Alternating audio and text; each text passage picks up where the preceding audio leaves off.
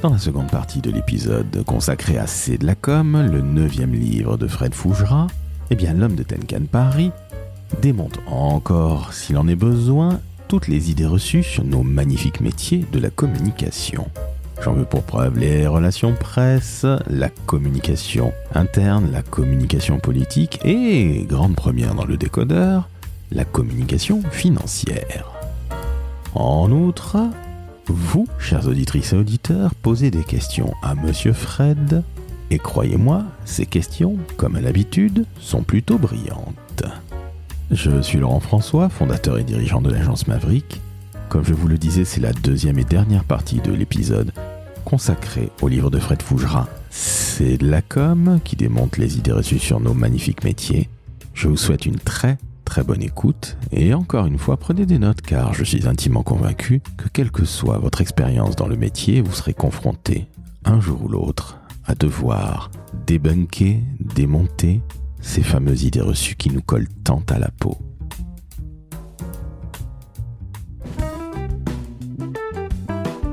Le décodeur de la communication, un podcast de l'agence Maverick. On passe au 4e chapitre, les relations presse et médias. Et là, j'ai une question. Il y en a plein que tu poses, des vrais faux.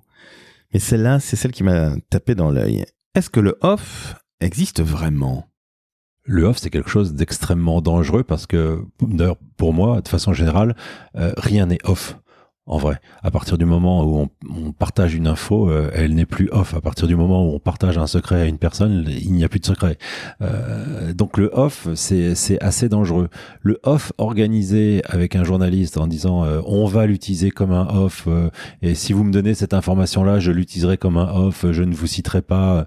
Donc si c'est construit, ça peut fonctionner. Mais encore une fois, c'est une question de confiance et entre la personne qui est en charge des relations presse et entre le journaliste, s'il y a une vraie relation de confiance, si chacun se considère comme un tiers de confiance, alors ça peut fonctionner. Ce qui ne fonctionne pas ou ce qui est très dangereux, c'est de faire le malin et d'imaginer qu'on va lâcher une petite bombe comme si de rien n'était et que le journaliste va bêtement la reproduire et en faire son affaire et qu'on aura fait son coup. Et ça ressemble à la com faciale facile ou au coup de com. Parce que là, il y a plusieurs risques. Il y a le risque que le journaliste ne soit pas idiot et ne se laisse pas faire, que le journaliste l'utilise mais l'utilise de la façon qui l'arrange lui et pas forcément celle qui va vous arranger vous, que le journaliste vous cite et donc vous grille, ça arrive régulièrement parce que le journaliste n'a pas à entrer dans votre combine, dans votre manipulation, donc ça comporte beaucoup de risques. Donc le faux off qui est organisé entre tiers de confiance, ça peut être une façon de faire des relations presse.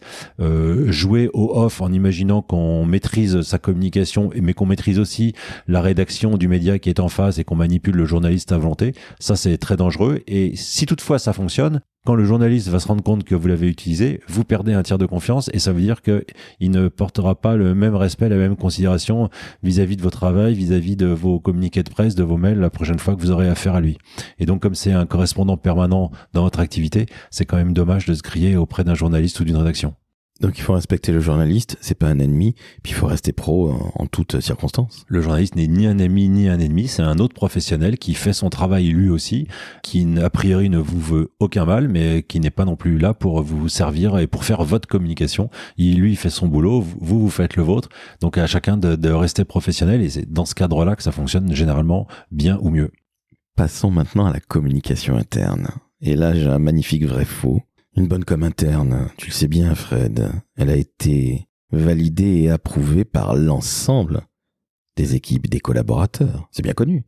Encore une idée reçue sur ce que devrait être la communication interne, une communication qui fait plaisir à tout le monde. Non, la communication interne, elle est faite pour faire en sorte que chaque collaborateur comprenne l'organisation dans laquelle il se trouve, qu'il adhère le plus possible à la stratégie. Donc encore faut-il la partager, encore faut-il l'expliquer, qu'il adhère aux pratiques, aux méthodes, qu'il soit dans la même énergie, que quand une décision est prise au plus haut niveau de l'entreprise, que cette cette décision, elle arrive au plus bas, que celui qui prend la décision très haut n'a pas forcément besoin de donner de grandes explications à son râteau de N-1, mais quand on descend dans une arborescence très grande, il faut prendre plus de temps, il faut accompagner le changement, il faut expliquer les choses.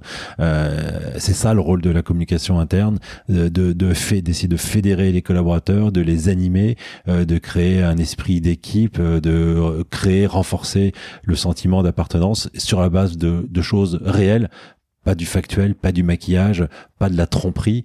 Et donc la communication interne elle a un rôle essentiel parce qu'elle doit participer à donner envie aux collaborateurs et aux collaboratrices de venir bosser le matin et de venir bien bosser. Alors la com interne ne fait pas tout non plus. La com interne, elle peut pas remplacer le management, elle peut pas compenser un mauvais management, mais c'est une des pierres du bon fonctionnement de l'entreprise. Et quand il n'y a pas cette communication interne, ça ne peut que fonctionner moins bien. Quand un collaborateur apprend ce qui se passe dans son entreprise en écoutant la radio ou en lisant les réseaux sociaux au lieu de l'apprendre de l'intérieur, ça ne le met pas en situation de grande confiance de l'entreprise dans laquelle il est. Ça lui donne pas un sentiment d'appartenir à une communauté, à une collectivité. Donc tout ça, c'est le rôle de la communication interne. L'image employeur, c'est aussi de la communication interne parce que vous dites viens bosser dans mon entreprise parce que vraiment mon entreprise elle est fabuleuse, parce que les conditions de travail sont top, parce que le management est chouette, parce que les projets sont dynamiques, donnent envie de s'éclater. Voilà, c'est ce à quoi peut servir la communication interne et ce à quoi elle ne sert pas quand elle ne fonctionne pas bien ou quand elle est méprisée ou négligée. Et la communication interne, elle est souvent négligée par le fait que à la communication interne, on met rarement les meilleurs, voire on met des gens qui ne viennent pas de la communication, des gens qu'on aime bien dans l'entreprise, mais qu'on n'aime pas dans leur service parce qu'ils ne sont pas compétents, et du coup, on va les mettre à la com. Pourquoi ? Parce que idée reçue numéro 1, la com, tout le monde peut en faire. Donc, un tel ou un tel va pouvoir aller faire de la com, et donc de la com interne, parce que finalement, c'est la partie négligée de cette communication qui déjà elle-même n'est pas tellement considérée. Est-ce que tu penses justement que les DIRCOM aujourd'hui en 2025 et dans les années à venir considèrent un petit peu mieux la communication interne ? J'ai l'impression quand même que certains sont maintenant au courant que c'est une vraie communication et pas le truc où on met Micheline qui est sympa, qui sait faire de la com comme tout le monde. Alors j'espère qu'ils le pensent. C'est vrai que dans les discours, dans les échanges, j'entends tout le temps cette prise de conscience sur l'importance de la communication interne. Après, moi comme les autres ou les autres comme moi, il y a le discours et il y a la pratique, il y a l'intention et la vision parfaite d'une organisation et puis la réalité du quotidien. Quand tu arrives dans une entreprise et que tu prends une équipe telle qu'elle est, si tu as des collaborateurs ou des collaboratrices qui sont pas du tout au niveau dans tel ou tel secteur, et c'est souvent le cas ou c'est parfois le cas dans la communication interne, tu ne bouleverses pas tout non plus. Il m'est arrivé d'avoir des gens qui étaient vraiment pas au niveau en communication interne, mais c'était plutôt des belles personnes, des gens qui j'avais envie de croire, que j'avais envie d'accompagner. Certains ont voulu apprendre, ont voulu évoluer, ont montré qu'ils étaient parfaitement capables de le faire, mais il fallait peut-être un peu leur tenir la main ou leur donner des directives. D'autres qui étaient vraiment insuffisants, qui étaient trop faibles professionnellement ou qui n'avaient pas envie de se fatiguer. Donc voilà, entre dessiner son organisation idéale et en récupérer une ou faire avec des gens aussi qui parfois peuvent être compétents mais qui peuvent fatiguer, qui peuvent s'épuiser, qui peuvent ne plus donner le meilleur d'eux-mêmes, c'est très compliqué. La communication interne, elle est pas hyper valorisée, elle est même pas tellement valorisée dans les écoles de communication. Donc c'est tout le discours autour de la communication interne qu'il faut aussi rebâtir, reconstruire pour aussi donner envie, mieux expliquer ce que c'est, mieux valoriser et mieux promouvoir pour essayer aussi d'avoir des personnes plus fortes et plus compétentes dans la communication interne. Je suis certain que c'est un fabuleux challenge de mettre de très très bons professionnels dans la communication interne pour permettre à la communication de façon générale, la communication qui transpire de l'interne, de l'externe. Moi, mes dernières organisations n'avaient plus d'interne et d'externe, c'était beaucoup plus mélangé que ça. Je suis persuadé que c'est essentiel pour l'ensemble de la communication d'avoir une très bonne communication interne. Dans tes dernières organisations, tu dis à l'instant même qu'il n'y avait plus com interne versus com externe, c'était communication, service, communication, mais est-ce qu'il arrivait que des salariés, des gens de ton équipe fassent aussi bien de la com interne que de la com externe ? Il arrivait, parce que c'est impératif, qu'il y ait beaucoup de synergie sur plus qu'une passerelle, mais sur ces dossiers. Quand on travaille, quand on travaille sur un nouveau projet, ce nouveau projet il va être autant travaillé par les relations presse, par l'équipe social média, par la communication interne, puisque tout le monde va devoir se saisir sous l'angle qui lui appartient et qu'il doit développer ce même sujet. Et donc, le projet peut être dirigé, piloté par une partie de l'équipe, mais ça peut être la com interne, ça peut être le social media, ça peut être les relations presse, ça peut être la marque, peu importe, mais en collaboration et en association avec les autres, on se répartit les sujets avec intelligence, mais après chacun doit aussi apporter sa propre intelligence au sujet et le construire et travailler ses angles de communication, in fine ses outils et pas l'inverse. Et donc il y a beaucoup de transversalité qui s'impose aujourd'hui du fait des sujets, de la multiplicité des technologies, des parties prenantes qui sont parfois collaborateurs, peut aussi être un actionnaire. Et donc la com actionnaire, la com financière ne peut pas être traitée à part que de la com interne. Un journaliste peut aussi être un consommateur, un client. Donc il peut pas avoir deux communications différentes sur le même sujet. Donc il faut qu'il y ait de la cohérence. La cohérence, ça fait partie du professionnalisme. Alors tu parlais à l'instant même de communication financière. Et encore une fois, on n'a jamais abordé ce sujet dans le décodeur. Et merci toi d'en parler dans ton 9e livre, C'est de la com. Alors, la communication financière, c'est uniquement des chiffres, non Fred ? C'est pas de la com. Eh ben non, la communication financière, ce ne sont pas des chiffres, c'est de la communication. La communication financière, c'est l'histoire qui accompagne la communication, c'est le storytelling qui accompagne la communication, l'histoire financière. L'histoire financière, ce sont des chiffres, mais ces chiffres, il faut pouvoir les raconter. Quand on parle d'equity story, equity, c'est bien pour les chiffres, mais story, c'est bien pour le storytelling qui l'accompagne. Donc, c'est comment je raconte l'histoire financière à tous les interlocuteurs, à toutes les parties prenantes intéressées par les chiffres. C'est comment je le raconte. Un compte de résultat, un chiffre d'affaires, c'est une donnée brute, mais c'est aussi une donnée qui peut être intégrée à une histoire et on peut la raconter d'une façon très différente, comme on peut l'annoncer d'une façon très différente.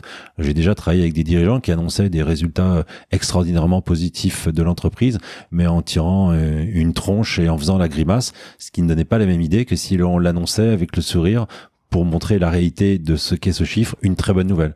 Donc tout ça, c'est du travail de communication, c'est pas du travail de chiffre, du travail de communication au service du chiffre, donc au service de la direction financière.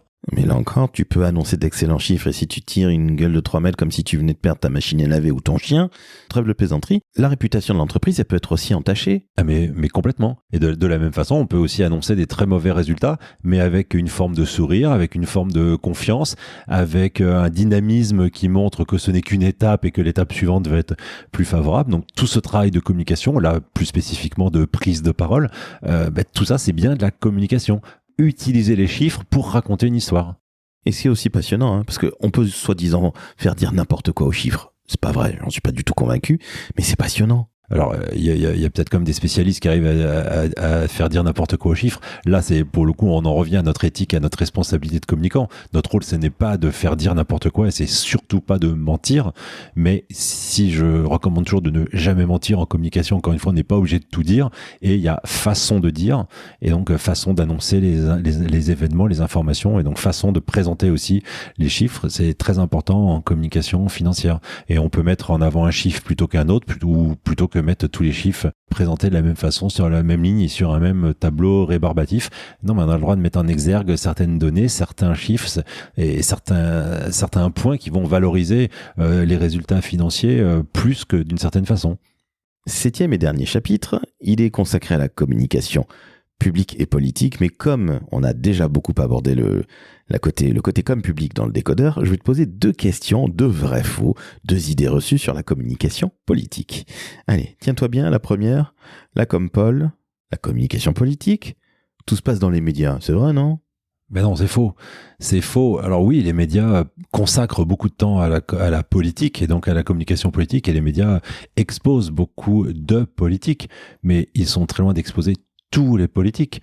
On a 577 députés à l'Assemblée nationale, par exemple. Combien sur ces 577 passent dans les médias ? En réalité, très peu.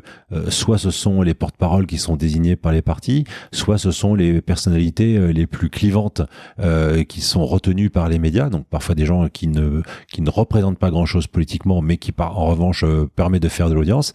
Donc les médias, ils sont ouverts à très peu de politique. D'ailleurs, parmi les 577 députés, beaucoup consacrent beaucoup de temps à s'agiter pour essayer d'être identifiés par les médias et pour pouvoir avoir leur petit moment de gloire en étant l'invité d'un journal télévisé, d'une émission ici ou là. Et pourtant, le nombre de chaînes permet de recevoir beaucoup de gens. Mais en réalité, cet accès aux médias, il est très très limité. Donc la communication politique, elle passe par toutes les possibilités de communiquer et très très loin seulement uniquement par les médias, parce que c'est quand même réservé à un nombre assez limité. Alors tu le disais, il y en a beaucoup qui adorent s'agiter pour être repérés dans les médias. Est-ce que la communication politique, au final, c'est pas toujours de la médiocrité ? Alors je pense pas que ce soit toujours de la médiocrité. Ça n'empêche pas qu'il y ait beaucoup de gens médiocres, soit parce que ce ne sont pas des bons communicants, même si l'animal politique est plutôt par essence un communicant, par sa nature de promouvant.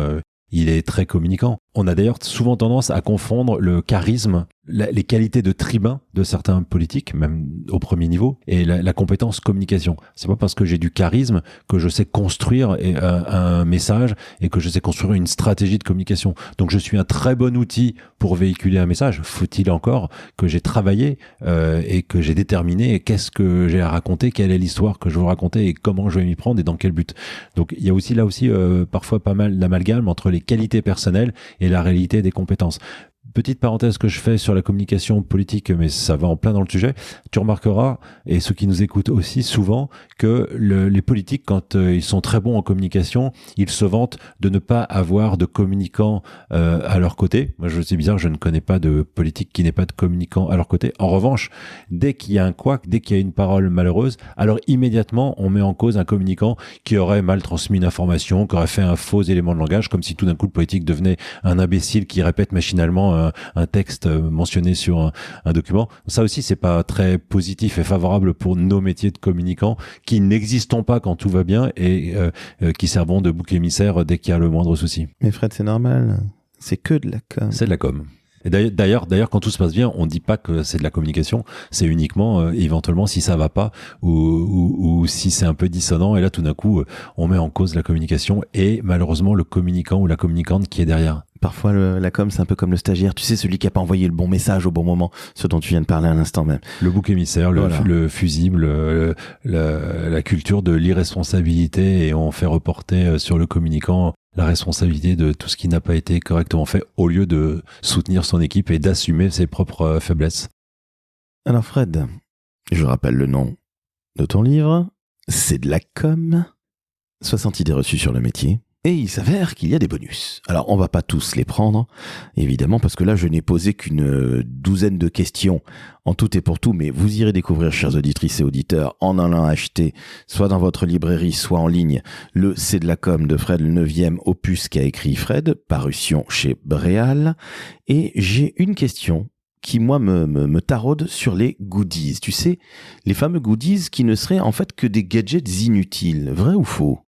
Alors déjà, je sais pas pourquoi un jour on s'est mis à appeler ce qu'on appelait avant gadget goodies. Alors peut-être parce que gadget avait une connotation négative et puis que, comme je le disais en introduction, on est au début d'échange, que de parler anglais, tout d'un coup, ça donne un aspect plus professionnel ou plus business. Alors déjà, aujourd'hui, on parle d'objet média et je trouve que ça décrit mieux ce qu'est un goodies ou un gadget. C'est-à-dire que c'est un support matériel qui n'a pas vocation à l'origine à être un support de communication et qui devient un support de communication. Donc, objet média. Et l'objet média, il devrait être intégré ou davantage pensé dans les stratégies de communication, mais à une seule condition, à la condition qu'il ait du sens, à la condition qu'il soit utile. Parce que s'il n'est pas utile, il est gadget. Quand on te distribue à tout va un mug, un stylo, un tote bag, un bonnet, un parapluie, mais que ça n'a aucun sens avec ta marque, avec ton action, avec l'événement auquel tu participes, alors il est plutôt inutile. À l'inverse, s'il est bien pensé, s'il participe à la continuité de l'action, s'il participe à véhiculer un message, s'il participe à promouvoir ta marque, alors il devient utile. Et il est d'autant plus utile que c'est un des supports de communication les plus appréciés des Français. Parce que c'est une communication qui n'est pas agressive. Un spot publicitaire, un message que tu te prends dans la figure et il vient te perturber. Et d'ailleurs, tu ne vas pas forcément le retenir ou le mémoriser. À l'inverse de l'objet média, Lui, il est plutôt désiré. Il y a un côté désirable et il y a un côté, il y a de l'affect qui est porté sur cet objet parce que ce mug te plaît, parce que ce parapluie va être utile pour sortir quand il pleut.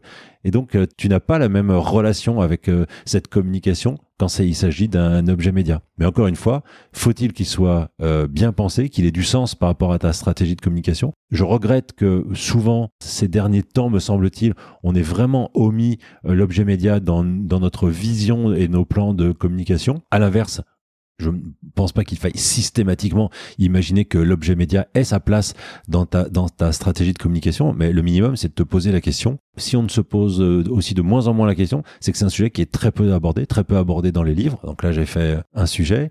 Il y a également un chapitre sur l'objet média dans le dernier Communicator. Donc voilà, on en parle, ou en tout cas les ouvrages sérieux en parlent. C'est vrai que c'est par exemple très peu enseigné ou pas du tout enseigné dans les écoles de com. Donc c'est plutôt un sujet qui est oublié, négligé, je ne sais pas, alors que c'est un sujet à part entière dans la communication. Donc il ne faut pas l'oublier. Et puis tu l'as très justement dit, les gens adorent les objets médias. On adore ça. Mais on adore ça. Parfois, les gens se battent pour avoir, et pas seulement parce que ça va être un objet gratuit, parce que voilà, ça fait plaisir. On aime une marque. On va avoir plaisir à avoir un objet à l'identité de cette marque. Les marques aussi se défoncent pour produire de très beaux objets médias.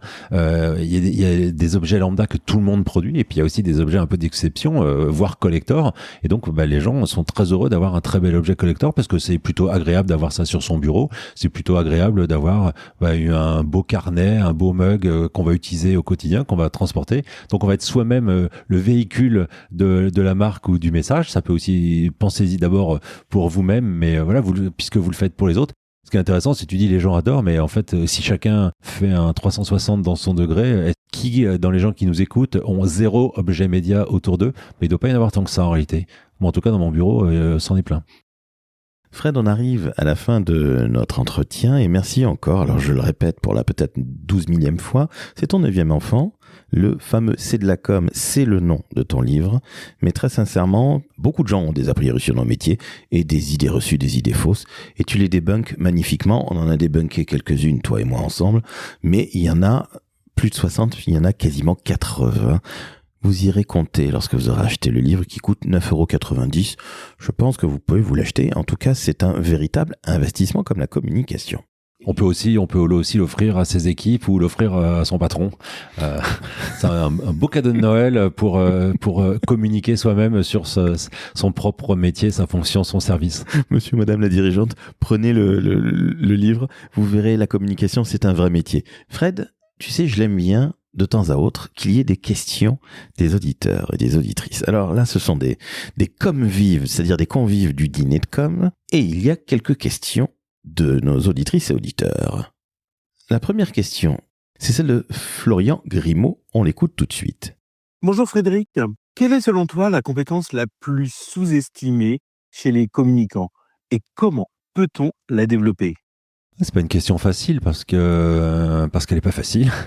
Peut-être que, en tout cas, quand moi on me demande quelles sont les compétences indispensables pour un communicant et surtout pour un DIRCOM, parce qu'un communicant, chacun dans son domaine a des compétences particulières. Le DIRCOM, il doit englober tout le monde. Celle qui, en tout cas, je sais surprend le plus, c'est quand je parle du sens politique, parce que les gens ne font pas toujours directement le lien entre sens politique et communication. Et sens politique, pour moi, c'est une capacité à évoluer de façon formelle ou informelle entre les gens. C'est une capacité d'écoute, d'observation, d'empathie, on l'a évoqué.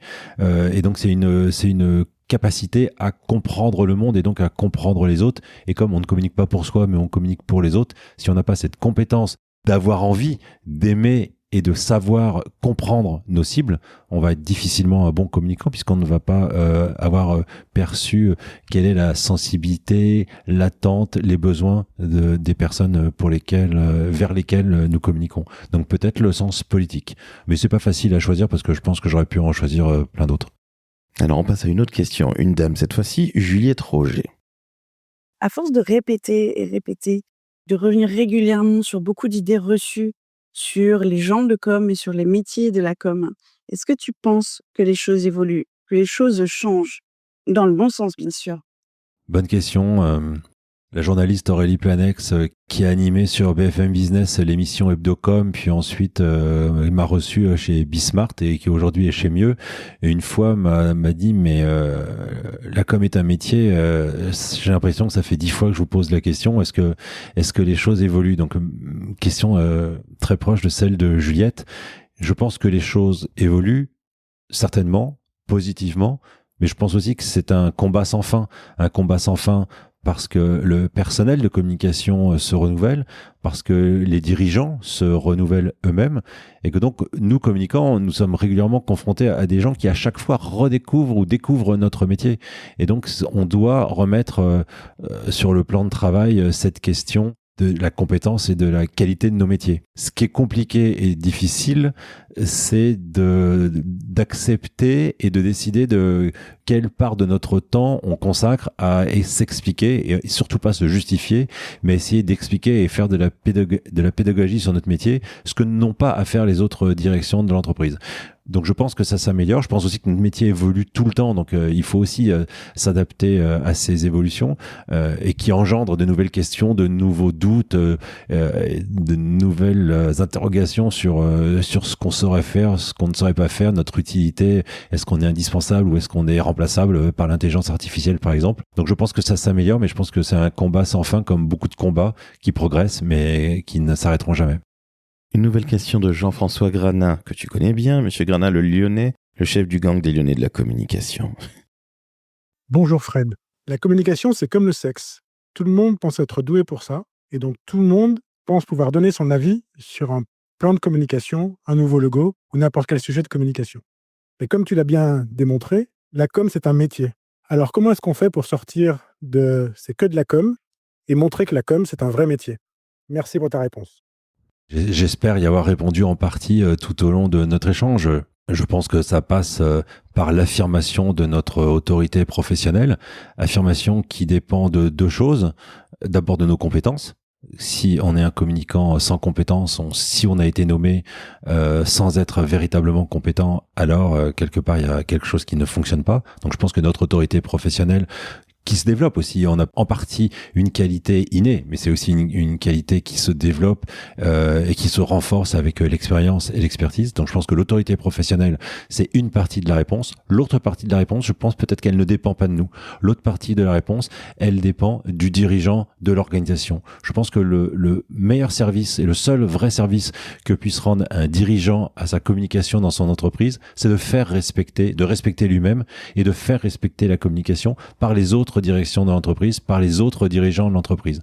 Parce que une relation professionnelle, une relation de confiance avec un dirigeant, c'est une relation de confiance réciproque. Les deux doivent avoir confiance l'un en l'autre. Et le communicant, il doit aussi avoir confiance dans son dirigeant. Il doit savoir qu'il va être soutenu, qu'il peut être soutenu, que sa fonction va être respectée, pas du seul fait de son autorité, mais aussi du fait de l'autorité du dirigeant, qui ne doit pas mépriser la communication, qui ne doit pas en rigoler, qui ne doit pas en faire un gadget pendant un COMEX ou un CODIR. Donc à mon avis, ce sont ces deux conditions qui permettent aussi de renforcer l'image de la communication et l'image de sa compétence. Dernière question de Patrice Lobinia. Très courte, mais tu vas voir, elle est plutôt sympathique. Bonjour Fred, tu sors un nouveau livre sur la communication et ma question c'est justement, est-ce que c'est de la com? Oui. Ben oui, c'est une façon de faire de la com.